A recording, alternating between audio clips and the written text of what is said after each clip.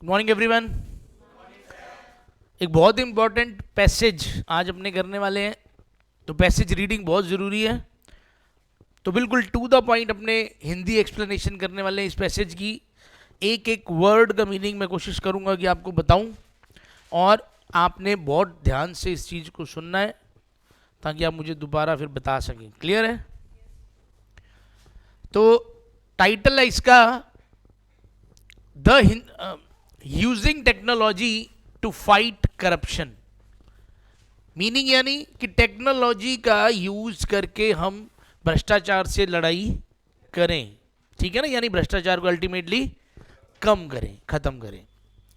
Emerging technologies, emerging का मतलब उभरती हुई, नई आ रही हैं जो इमर्जिंग टेक्नोलॉजीज लाइक ब्लॉकचेन। तो ब्लॉकचेन एक टेक्नोलॉजी है, can be used to bolster transparency. हम इस टेक्नोलॉजी का यूज कर सकते हैं ट्रांसपेरेंसी को बढ़ाने में या इंप्रूव करने में।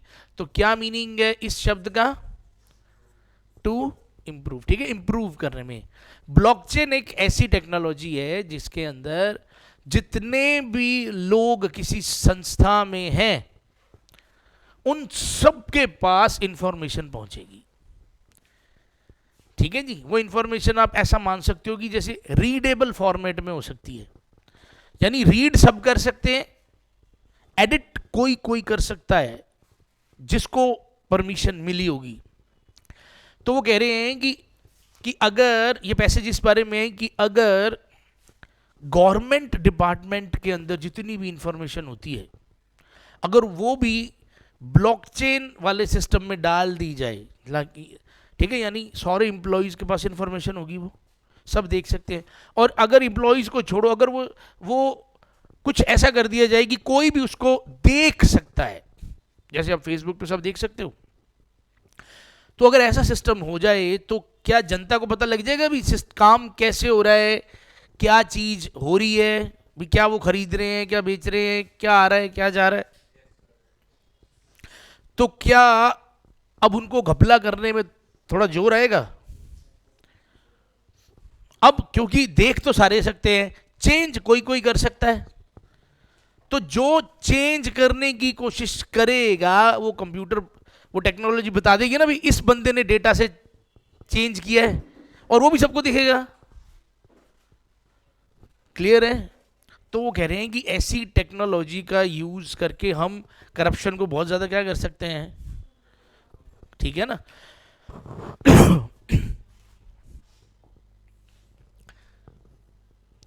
Technology can be used to close the gaps created by information asymmetry within organizations. देखो, आपने पहली बात तो मैं बताऊं सिमिट्री क्या होता है। अगर आपने देखा हो भी, आम तौर पर अगर किसी कॉलोनी में कोई बिल्डर घर बना के दे रहा है तो वो एक ही जैसे बने होते हैं, या गवर्नमेंट जब क्वार्टर्स बना के देती सारे एक ही जैसे बने होते हैं।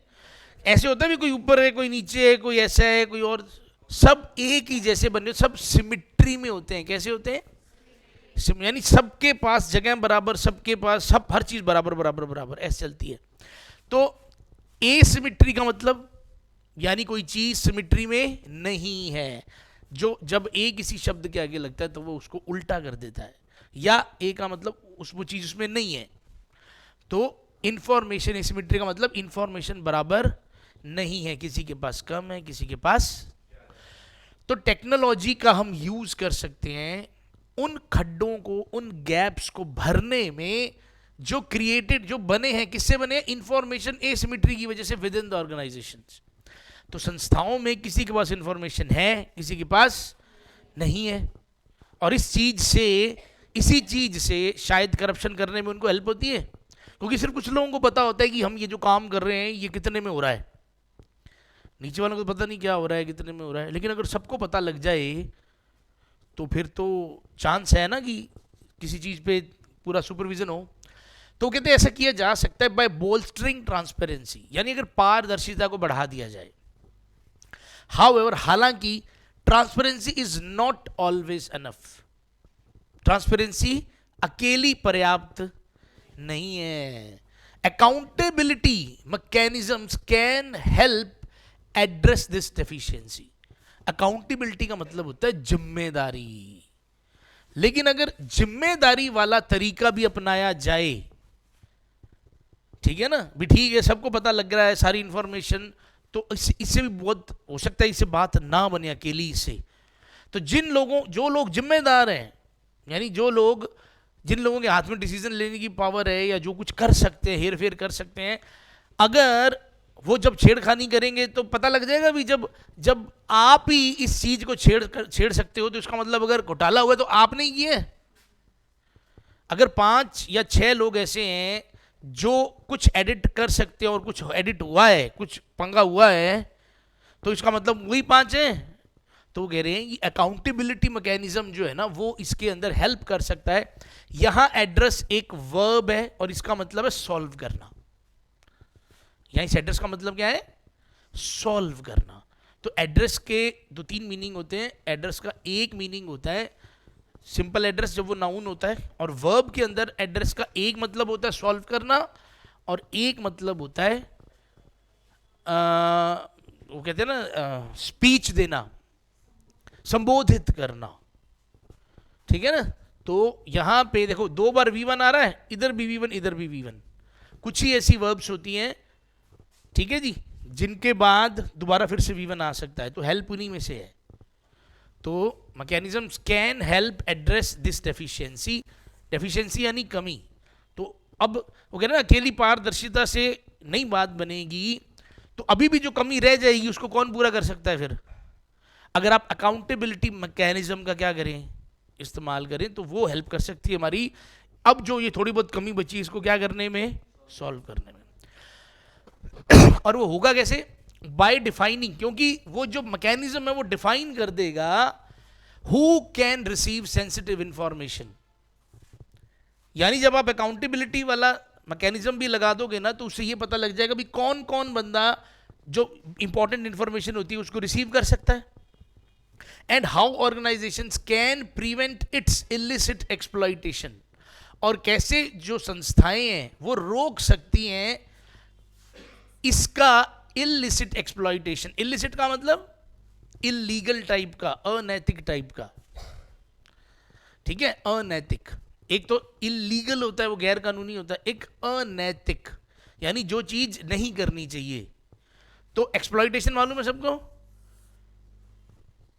शोषण। तो ये किसके शोषण की बात हो रही है? सेंसिटिव इंफॉर्मेशन की। कि अगर आप अकाउंटेबिलिटी वाला मैकेनिज्म लगा देंगे, उसका भी यूज करेंगे, तो पता लग जाएगा कि कौन कौन किस किस आदमी के पास ये जानकारी पहुंची है, ठीक है जी। और ऑर्गेनाइजेशंस जो है वो रोक सकती हैं उस डेटा के, उस इंफॉर्मेशन के मतलब अनैतिक, उसके मतलब गैर कानूनी या अनैतिक यूज को, शोषण को। यहाँ पे मतलब ये भी उस जानकारी का फायदा, मतलब उस जानकारी गलत इस्तेमाल फिर रोका जा सकता है। एंड इंश्योर, और ये चीज सुनिश्चित की जा सके that it's misuse is punished, यानी उस सेंसिटिव इंफॉर्मेशन का अगर मिसयूज होता है तो फिर पनिशमेंट भी मिलेगी। जो उसका यूज करेगा वो क्या होगा? पनिश्ड। तो ये सब कुछ क्या है? सॉफ्टवेयर कर सकते हैं। सॉफ्टवेयर से ही पता लगेगा कि ये चीज, पहली बात तो देख कौन कौन सकता है, फिर ये चीज किस किस के पास आई है, और अगर यहां पे कोई चेंज हुआ है वो कौन कर सकता है, सब पता लग जाएगा। In some cases, the use of technology for things like e-governance can completely replace direct human contact with an interface referred to as faceless interaction. वो कह रहे हैं कुछ केसेस के अंदर तो टेक्नोलॉजी, कुछ ऐसी भी जगह, कुछ ऐसी भी सिस्टम हैं, तरीके हैं, जैसे कि ई गवर्नेंस। ई गवर्नेंस का मतलब क्या होता है कि जहां गवर्नमेंट जो फैसिलिटीज देती है वो आदमी ना दे, कौन दे? ऑनलाइन मिल जाए, कंप्यूटर से ही मिल जाए, तो वो क्या है? E governance. तो आजकल जो काम पहले ऑफिस में जाके हो रहे थे बहुत सारे, वो क्या काम अब आप घर बैठे कर सकते हो। अगर वो काम अब आप घर बैठे कर सकते हो तो उसको ही क्या बोल रहे हैं? E governance. यानी गवर्नमेंट किससे चल रही है? इलेक्ट्रॉनिक मीडिया से अपने आप चल रही है, ठीक है ना। तो कह रही हैं कि बहुत सारे सॉफ्टवेयर्स तो ऐसे आ गए हैं, बहुत सारी टेक्नोलॉजीज तो ऐसी आ गई हैं, स्पेशली ई गवर्नेंस के अंदर, जिसके अंदर इंसानों का अब कॉन्टेक्ट ही नहीं रहा, इंसान का लेना देना ही नहीं रहा, और उसको क्या कहते हैं, फेसलेस इंटरेक्शन। तो जो इंटरेक्शन हो रही है वो आदमी की सॉफ्टवेयर से हो रही है, वो आदमी की इलेक्ट्रॉनिक मीडिया से हो रही है, इंसान तो खत्म ही हो गया बीच में। तो फेसलेस इंटरेक्शन हो रही है। अगर इंसान बैठा होता तो शायद वो पैसे पूसे मांगता। अब कंप्यूटर को थोड़ी पैसे मांगेगा, तो करप्शन के चांस क्या हुए हैं, कम होंगे।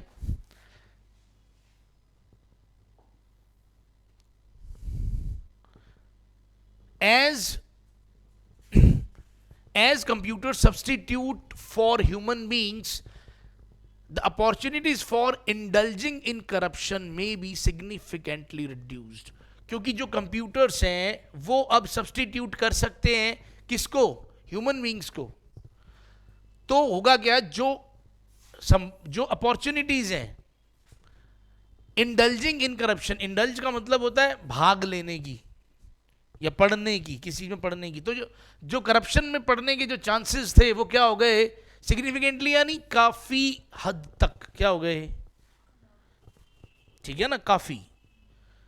Technology can collect data, technology से आप डेटा कलेक्ट कर सकते हो, and provide analysis for decision makers. और आप जब डेटा हमारे पास बहुत सारा आ जाता है तो उससे फिर एक, आजकल सॉफ्टवेयर ऐसे हैं जो पहले तो डेटा कलेक्ट करते हैं, फिर आपको एक चार्ट बना के दे देते हैं, भी देखो ये पैटर्न चल रहा है। तो डिसीजन मेकर से उनको आसानी होती है, भी क्या हो रहा है। आजकल सॉफ्टवेयर्स आ गए हैं ना ऐसे, जो जिसमें आप अगर डेटा डालो, बीच के बच्चे की इतने नंबर है, इस बच्चे की इतने नंबर है, तो एक चार्ट बना देगा कि टॉप में कौन है, नीचे वाले कौन है, इस मैथ्स में नंबर कम किसके आए हैं, इसके अंदर। तो एक अपने आप आपको क्या मिल जाता है, ओवरऑल एनालिसिस मिल जाता है। तो जो सॉफ्टवेयर है वो सब कुछ कर रहे हैं आजकल, तो वो एनालिसिस भी प्रोवाइड करवा देते हैं इन कॉम्प्लीमेंट्री वेज। कॉम्प्लीमेंट्री का मतलब जो हेल्पफुल वेज के अंदर, क्लियर है। तो एनालिसिस प्रोवाइड करते हैं डिसीजन मेकर्स को इन हेल्पफुल वेज, यानी बड़ी उनको हेल्पफुल करने वाले तरीके से। दो इन एन ऑर्गेनाइजेशन, हालांकि in an organisation riddled with corruption, यहां रिडल्ड का मतलब है भरा होना, जो भरी हुई है करप्शन से, where officials at multiple levels of authority. वो कह रहे हैं कि आप कर तो सब कुछ सकते हो, कर तो हम सब कुछ सकते हैं, लेकिन एक ऐसी ऑर्गेनाइजेशन जो भरी पड़ी हो करप्शन से। ऑफिशियल्स का मतलब कर्मचारी, तो जहां पे जो कर्मचारी है वहां के मल्टीपल लेवल्स, अलग अलग लेवल्स पे, जैसे छोटा, फिर उससे ऊपर, फिर उससे ऊपर, अलग अलग लेवल के जितने भी कर्मचारी हैं जिनके पास अथॉरिटी है, मे बी वर्किंग इन कैहूट्स, वो मिली भगत में काम कर रहे हैं।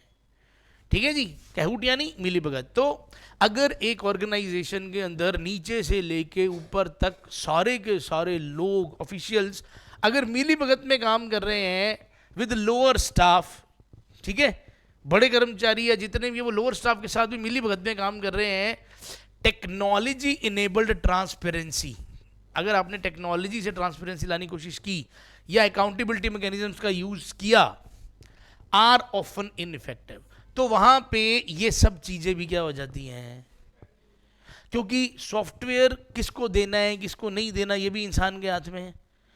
सॉफ्टवेयर में अगर कोई चेंज हुआ है तो उसको मिटाना कैसे है, वो ना दिखे, ये भी इंसान के हाथ में है। तो सब कुछ लेते किसके हाथ में है। अगर सारे ही मिले हुए हैं तो अगर डेटा उन्होंने चेंज भी कर दिया या अगर कुछ सिस्टम ऐसा बना भी दिया तो भी फिर किसको पता नहीं चलेगा। तो वो कह रहे हैं कि पर फिर भी ठीक है, उनको दिक्कत तो आएगी ना, जब हर बंदा देख सकता है तो दिक्कत तो कहीं ना कहीं आएगी, लेकिन फिर भी वो कह रहे हैं कि ऐसी ऑर्गेनाइजेशन जिसमें सारे ही मिले हुए हैं, वहां पे चाहे आप ट्रांसपेरेंसी कितनी मर्जी बढ़ा लो, अकाउंटेबिलिटी वाला मैकेनिज्म जितना मर्जी लगा लो, ये सारी चीज़ें क्या हो जाती हैं, इनइफेक्टिव, यानी कोई प्रभावकारी या शाली नहीं रहती। इन दीज केसेस, अब ऐसे केसेस में an open data policy and genuinely accessible information are required. अब ऐसे केस में ओपन डेटा पॉलिसी की जरूरत है। ओपन डेटा पॉलिसी का मतलब सिर्फ कंपनी के लोग नहीं, कंपनी के बाहर के लोग भी अगर वो चीजें देख सकते हैं, क्योंकि कंपनी वाले तो सारे ही मिले हुए हैं। अब बाहर के लोगों के पास अगर वो डेटा जाएगा, अगर आम पब्लिक भी वो डेटा देख सकती है, अब दिक्कत आएगी, अब दिक्कत आएगी। तो वो कह रहे हैं ऐसे केसेस के अंदर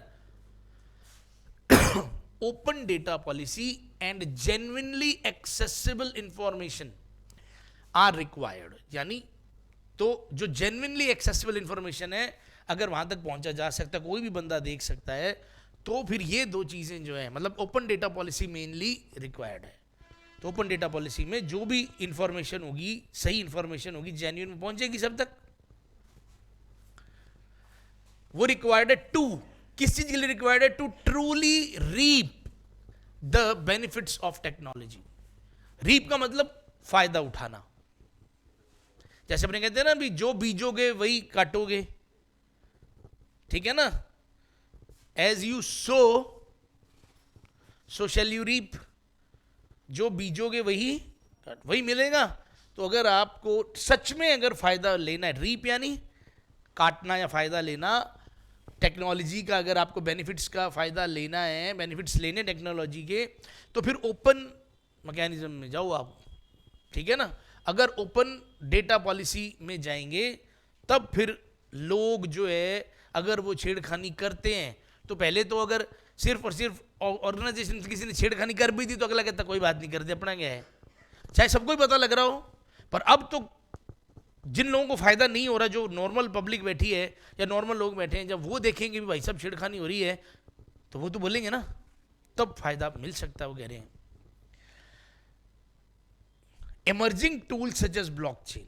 अब ये जो और उभरती हुई टेक्नोलॉजीज आ रही हैं, औजार कह दो, टूल्स कह दो, जैसे कि ब्लॉकचेन है, are increasingly making information immutable. अब ये ऐसी टेक्नोलॉजीज हैं जो इंफॉर्मेशन को क्या बना रही हैं? इम्यूटेबल का मतलब नॉट चेंजेबल, मतलब आप इंफॉर्मेशन को चेंज नहीं कर सकते। एंड वाइडली एक्सेसिबल, और चाहे जितने लोगों तक मर्जी पहुंचा दो, वो सिर्फ देख सकते हैं, चेंज नहीं कर सकते। एंड देयर फॉर बोल्स्टरिंग अकाउंटेबिलिटी, और इस वजह से क्या है, अब अकाउंटेबिलिटी बढ़ जाएगी। यानी जिन लोगों के हाथ में है कि इसको वो थोड़ा बहुत जो चेंज कर सकते हैं, वो चेंज करेंगे, तो अकाउंटेबिलिटी है उनके सिर पे, सीधी तलवार है। एंड रिड्यूसिंग करप्शन, और ये चीज फिर हेल्प कर सकती है किसमें? इन प्रोसेसेस लाइक पब्लिक प्रोक्योरमेंट। और ये चीजें स्पेशली कहां ज्यादा इफेक्टिव है? Public procurement. प्रोक्योरमेंट का मतलब होता है कुछ प्राप्त करना, कुछ लेना। पब्लिक प्रोक्योरमेंट का मतलब होता है जब पब्लिक के लिए कुछ खरीदा जाता है। वह जितने भी गवर्नमेंट डिपार्टमेंट हैं, इसके अंदर जब भी कोई चीजें, जैसे मान लो हॉस्पिटल है, अगर हॉस्पिटल के अंदर मशीनें लग रही हैं, तो वो मशीनें जो लग रही हैं वो किसके लिए लग रही हैं? पब्लिक के लिए। अब आपने देखा होगा एक एक मशीन कई बार 1-1 करोड़ की भी होती है। अब वो मशीन तो टेंडर आते हैं, मशीन लेनी हो ना, मान लो अगर गवर्नमेंट ने बेड लेने हैं, नया हॉस्पिटल बनना है, वहां बेड लगने हैं, तो गवर्नमेंट का रूल क्या है? वो पहले क्या लेगी? टेंडर लेगी, लोगों को कहेगी कि आप बेड हमें कितने में दोगे। तो अब वो बेड, वो जो टेंडर आएंगे, वो खुलेंगे, किसको मिला, ये सब चीजें अगर पब्लिक को पता हो, तो क्या पब्लिक सवाल कर सकती है कि भाई साहब वो तो दे रहा था 200 रुपए में बेड, और आपने बेड लिया 2,500 वाला। भी बेड मिल रहा था 250 रुपए में, 10 साल की गारंटी वाला, और आपने 2,500 में बेड लिया है, क्यों ले लिया? ये चीजें तब पॉसिबल है ना जब ये चीजें आम जनता देख पाएगी। तो जब स्पेशली घपले किन में होते हैं? ब्रिज बन रहा है, किसके लिए बन रहा है? पब्लिक के लिए बन रहा है जी। सीमेंट अगर 300-350 रुपए गट्टा मिल रहा है अच्छे वाला, और आपने मान लो लिया भी 400-500 रुपए वाला है, और वो पूरे भी नहीं आ रहे, आप ज्यादा दिखा रहे हो, तो अब तो एक नॉर्मल मिस्त्री बता देगा ना कि भाई साहब अगर इतना आप लगा रहे हो तो इतना माल लगना ही नहीं जितना जितना दिखाया गया है। अब तो फिर जनता बहुत ज्यादा फिर जागरूक हो जाएगी ना। तो एक एग्जाम्पल दिया है कि फिर बहुत ज्यादा फर्क पड़ जाएगा, स्पेशली किस केस में? एक एग्जाम्पल दिया है, अभी बड़ा फर्क पड़ेगा। Anti corruption enforcement agencies. Enforcement का मतलब होता है लागू करने वाले, ठीक है? तो जो एंटी करप्शन इन्फोर्समेंट एजेंसीज हैं, can benefit greatly from data driven investigations and trans border cooperation based on technology tools. जिन लोगों का काम है, यानी जो एंटी करप्शन वाले हैं, क्या उनको कोई फायदा होगा ऐसी अगर ये सिस्टम लग जाए तो? उनका तो काम ही शायद आधा हो जाए। उनको तो फिर हाथों हाथ चीजें, और फिर तो सॉफ्टवेयर ही बता देगा भी देखो इतनी इतनी, पहले बात लोग ही बता देंगे, फिर सॉफ्टवेयर भी बताएगा, क्योंकि सॉफ्टवेयर डेटा भी भेजेगा ना सारा। सॉफ्टवेयर अपने आप डेटा भेजेगा, सारा कुछ बताएगा, तो इनको बड़ा फायदा होएगा। तो ये क्या है, can benefit greatly from data driven investigations and trans border cooperation. Trans border का मतलब एक बॉर्डर और दूसरे बॉर्डर के बीच में जो मिली भगत होती है, जो कॉपरेशन होता है। जैसे इंडिया का पैसा बाहर जा रहा है तो वहां वो लोगों ने, स्विस बैंक वालों ने कसम खा रखी भी कोई मर्जी पूछ ले आगे, हम नहीं बताएंगे हमारे यहाँ अकाउंट किसका है। तो मिली भगत हुई कि नहीं हुई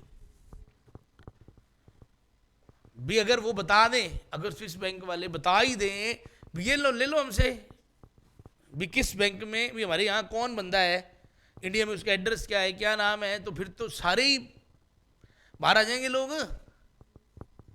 तो मिली भगत हो गई ना वैसे देखा जाए तो।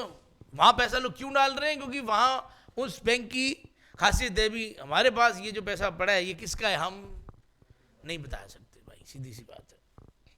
तो ये तो चलो एक एग्जाम्पल है। मिली भगत करके आपस में बहुत कुछ होता है ना, तो वो कह रहे हैं कि ये सब चीजें फिर डेटा से क्या आ जाएंगी, सामने आ जाएंगी। उसके बाद हाउ एवर वो कह रहे हैं हालांकि corrupt individuals can also miss use sophisticated technologies. लेकिन भाई जो चोर होता है वो पुलिस से भी एक कदम आगे होता है कई बार। तो वो कह रहे हैं कि वो लोग जो भ्रष्ट हैं, corrupt individuals can also miss use sophisticated technologies. Sophisticated का मतलब होता है बहुत ज्यादा दिमाग लगे, जिसमें कॉम्प्लिकेटेड हो थोड़ा, ठीक है ना। तो बहुत ही ज़्यादा जो सोफिस्टिकेटेड टेक्नोलॉजीज होती हैं वो उसका भी क्या कर लेंगे, मिसयूज कर लेंगे। वो तो उससे भी ज़्यादा सियाने बन के उसके अंदर भी कोई ना कोई हैकिंग है, उसके अंदर भी कुछ ना कुछ ऐसा कुछ कर देंगे, ठीक है। By for example modifying software to commit cyber crime, यानी वो उसको सॉफ्टवेयर को मॉडिफाई कर सकते हैं वो, और क्या कर सकते हैं, साइबर क्राइम। हाइपर ट्रांसपेरेंसी, यानी हाइपर का मतलब होता है, कहते हैं ना हाइपर हो रहे हो आप, यानी आपका गुस्सा क्या हो रहा है, ज्यादा हो रहा है। अगर ट्रांसपेरेंसी बहुत ज्यादा बढ़ा दी जाएगी, ट्रांसपेरेंसी बढ़ाने का मतलब क्या है, सबको सब कुछ पता लग रहा है। अगर ट्रांसपेरेंसी बहुत ज्यादा बढ़ा दी जाएगी तो प्राइवेसी का इंट्रूजन हो जाएगा। इंट्रूजन का मतलब होता है दखल अंदाजी। जो लोग अंदर घुसते हैं किसी सीमा के, उनको इंट्रूडर्स कहा जाता है। जो जबरदस्ती कहीं से कहीं घुस जाते हैं, इंट्रूडर्स होते हैं। और इंट्रूजन का मतलब घुसना। अब कुछ बहुत सारे डिपार्टमेंट्स ऐसे हैं जहां घपले तो होते हैं, लेकिन उन डिपार्टमेंट्स में क्या चल रहा है ये सबको बताने की बातें नहीं होती, ठीक है ना। ये चीजें ओपनली डिस्क्लोज करने वाली बातें नहीं होती। तो फिर सबके सामने सब कुछ आ जाएगा, फिर तो प्राइवेसी क्या हो गई, उस संस्था की क्या हो गई ना। And the unethical use of data remain contentious issues. और उसके बाद हो सकता है फिर, क्योंकि वो डेटा बहुत सारे लोगों के पास है, तो कोई उस डेटा का क्या कर ले, अनएथिकल यूज कर ले। क्योंकि फिर जब सारा कुछ ही सबके सामने आ रहा है तो अनएथिकल यूज भी तो हो सकता है, ठीक है ना। कंटेंशियस का मतलब झगड़े से रिलेटेड, विवादास्पद कहते हैं जिनको, वर्ड पढ़ा हुआ क्या कंटेंशियस, कंटेंशियस पढ़ा हुआ है ना। तो कंटेंशियस इश्यूज, यानी अब ये सारी बातें क्या रह जाएंगी, एक झगड़े वाले मुद्दे बन जाएंगे। एंड हैव स्पर्ड, और इन सब चीजों ने क्या कर दिया है, शुरू कर दिया है या स्टार्ट कर दिया है, हैव स्पर्ड डिबेट, एक डिबेट स्टार्ट हो गया इन चीजों पे। Whether we should limit the use of new technologies, की क्या हमें जो इतनी ज्यादा न्यू टेक्नोलॉजीज है जिससे इतना ज्यादा ट्रांसपेरेंसी आएगी, क्या हमें इन पे रोक लगानी चाहिए या हमें ये बढ़ा देनी चाहिए। अब करप्शन हटाना है तो ये सब कुछ क्या होना चाहिए, ये तो फिर बढ़ाना पड़ेगा ना सब कुछ। लेकिन अगर सब कुछ ही सबके सामने आ जाएगा तो हो सकता है कि फिर कुछ दिक्कतें भी आए. However, the digital divide separating entire populations, digital divide का मतलब है इंफॉर्मेशन के बेस पे या टेक्नोलॉजी के बेस पे जो एक अभी फर्क है. डिवाइड यानी फर्क, यानी कुछ लोगों के पास अभी पहुंच है टेक्नोलॉजी की, कुछ लोगों के पास पहुंच नहीं है. तो कह रहे हैं ये जो डिजिटल डिवाइड है ना, जो सेपरेट कर रहा है इंटायर पॉपुलेशंस को due to the relatively high cost. अब जैसे देखा जाए तो बड़ी सिंपल सी बात है कि अभी बहुत सारे लोगों के पास इंटरनेट भी नहीं है.